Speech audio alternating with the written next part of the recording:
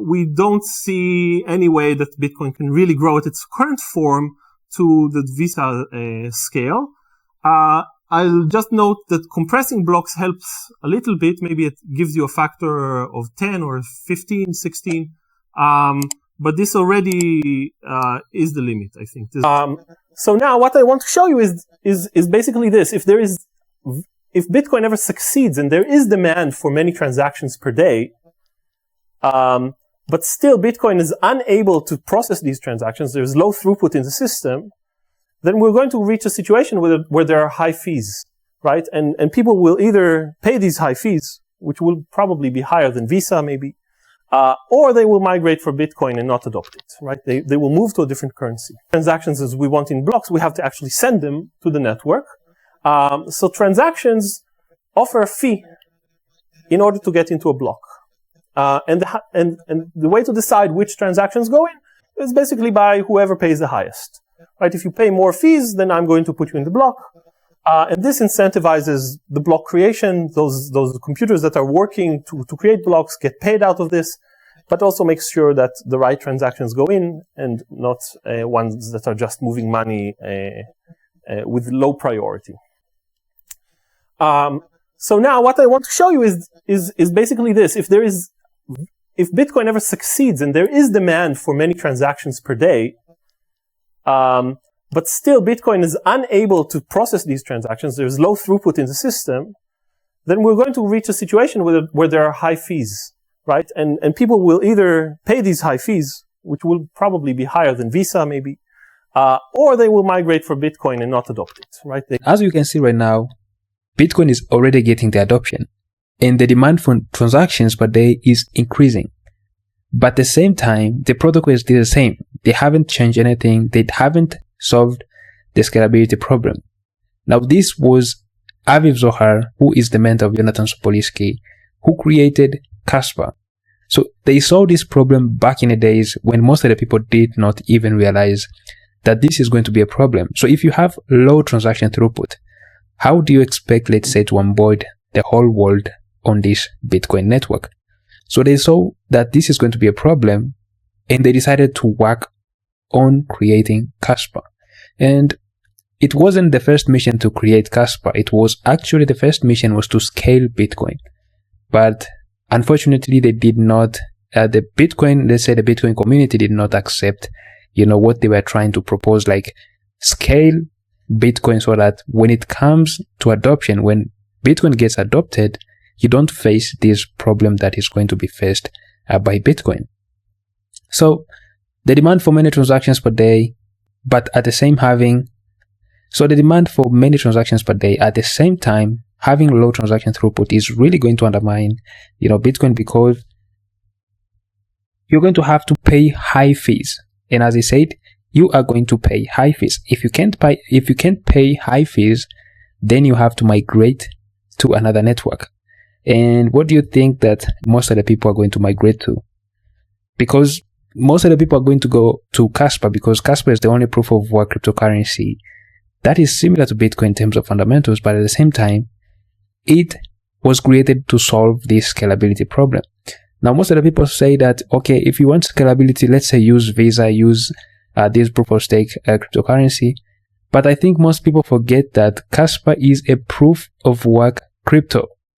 People forget this thing, and they went in and dug deep into the Bitcoin protocol. They understood it better, and they realized that, okay, what can we do to really scale Bitcoin? They came up with a solution, but this solution was not accepted because Bitcoin has kept that closed mentality that they cannot change the code. They cannot change the protocol. Hard forks are seen as something really risky, as something that cannot be done, something that is really negative. That's why you can see that even Da Vinci was, I made a previous video talking about what Da Vinci thinks about hard forks. He says that hard forks are really bad and all the things that he said. I replied, you can go and watch this video, but my point here is to show you that these people envisioned a Bitcoin that is really fast, not another cryptocurrency that is really fast. They wanted to keep the same ethos as Bitcoin, but make it really, really fast. Now, most of the people compare Kaspa to Ethereum, to Solana, to XRP. They even compare to Visa and other centralized companies and other centralized institutions, but it is not right to compare Casper to other types of or other protocols, because Casper is. And another related question to this is can Bitcoin be faster? So Bitcoin sets a block creation rate of every 10 minutes. The proof of work is so hard that blocks are created in the system only once per 10 minutes. This is meant originally to allow this block to propagate through the entire network. Other currencies that have taken Bitcoin's source code have copied it and have used different times. For example, Litecoin uses a 2.5 minutes block creation rate. Fastcoin uses 12 seconds, and so on. So what we wanted to do is to know is what is the effect of this? Can we really speed up the block acceptance to higher rates, which will allow us to process transactions faster in some sense? Or does this get dangerous? So here's what I'm going to try and explain broadly. If we're trying to go to high transaction rates, we have basically two ways of doing this. The first approach is to use larger blocks, right? We can just try and put more transactions in every block. Therefore, we're going to process more per second. The second way to do it is to increase the block creation rate, just like I've shown you that other currencies have done. And what I'm going to argue is that both of these cause more forks in the blockchain to form, right? So higher block creation rates basically mean that before you propagate a block, another one is created really quickly somewhere in the network. Larger blocks are simply harder to propagate. If I have a block that is 1 gigabyte and I need to transmit it to my neighbor, it takes longer. So propagation is very slow. And again, I'm going to have more blocks created at some point, at some distant point in the network. And the final piece is that I'm going to argue is that when we have more forks in the blockchain, the security of Bitcoin suffers to the point where we cannot really have higher transaction rates. The system will collapse. Okay, so in order to show you that large blocks have really longer propagation times, we're lucky to have data collected by Christian Decker and Roger Wattenhofer from ETH that actually measured the block propagation times in Bitcoin. And you can see that as block sizes grow, and this is data I think that's already more than 1 year old, the time to reach 25%, 50%, or 75% of the network really goes up. And it is very, very high relatively to what you would expect. So maybe 30 seconds to reach 75% of the network for blocks that are 350 kilobytes. So what they do is they connect a Bitcoin node to a lot of machines, and they look for when they get the message about receiving a block. So this is an estimate. This is not accurate because you don't really know when they receive the block and you don't really know when the block is created. But having this linear relation with the growing block size really basically tells you that this is pretty accurate in some sense. And of course, the network could have changed since their measurements, so we don't really know if it still takes 35 seconds or not. There are also indications that it could be worse, that the network is smaller because of the bandwidth costs, that people are dropping out and there are less nodes that have to supply more bandwidth.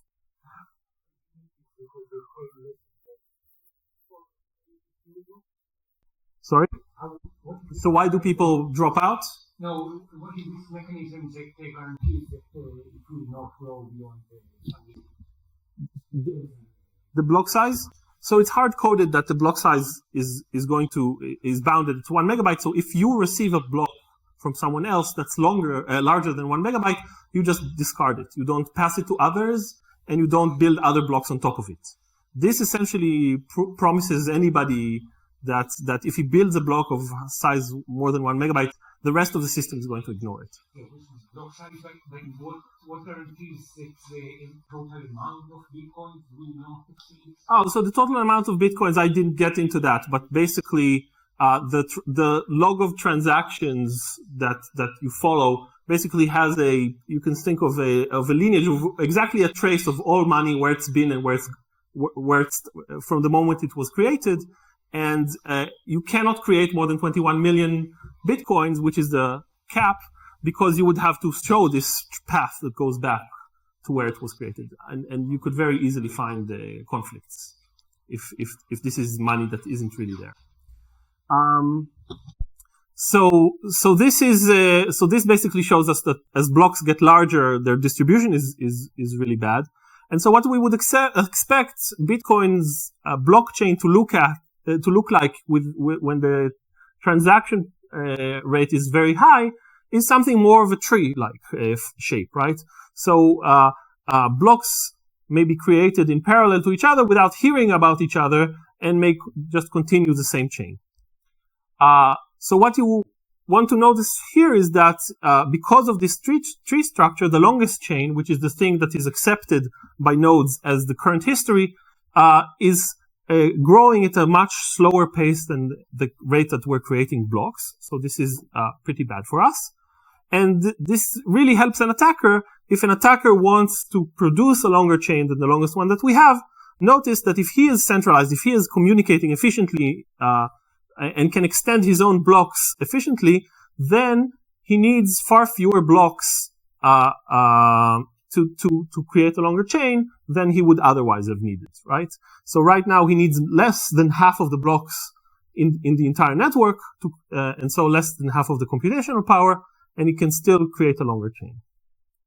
So what this means is that the 50% attack, this attack that can always succeed if the attacker has more than 50% of the computational power, is really performed at lower thresholds. If I have maybe 20% of all computational power and the tree is really wide, I can very easily replace all the longest blocks. And this is the threat to the security. So now what we've done in the paper, and that I have absolutely no time to describe, is that we plug in estimates from the Decker's and Wattenhofer's paper, and we get to bounds of maybe 40 transactions per second or 10 transactions per second, where the security of Bitcoin starts to suddenly drop. And we don't see any way that Bitcoin can really grow at its current form to the Visa scale.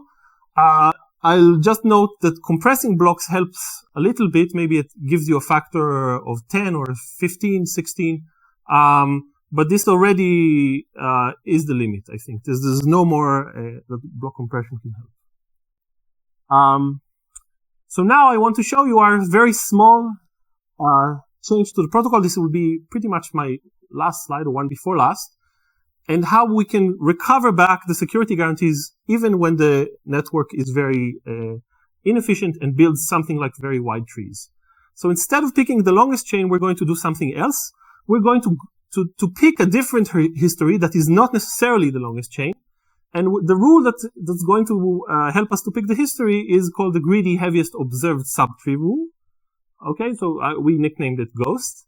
So the greedy heaviest subtree rule basically says start at the first block.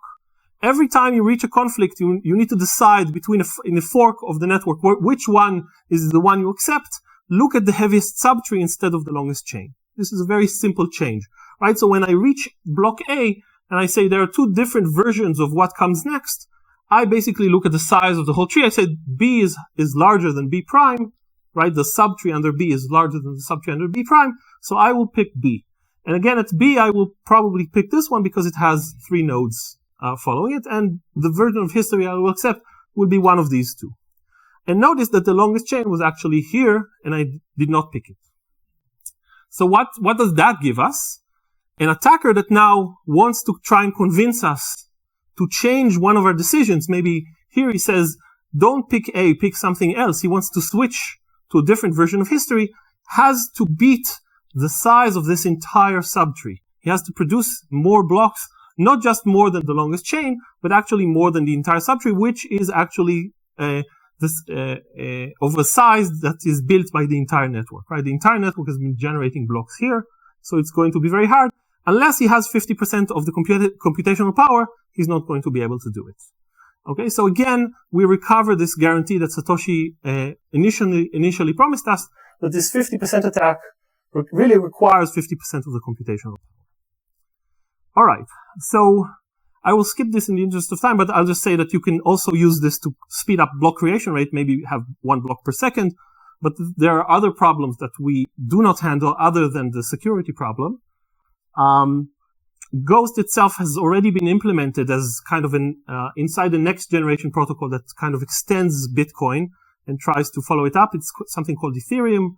I have no time to go into what Ethereum actually does, but it's a very interesting attempt to build a platform for decentralized applications.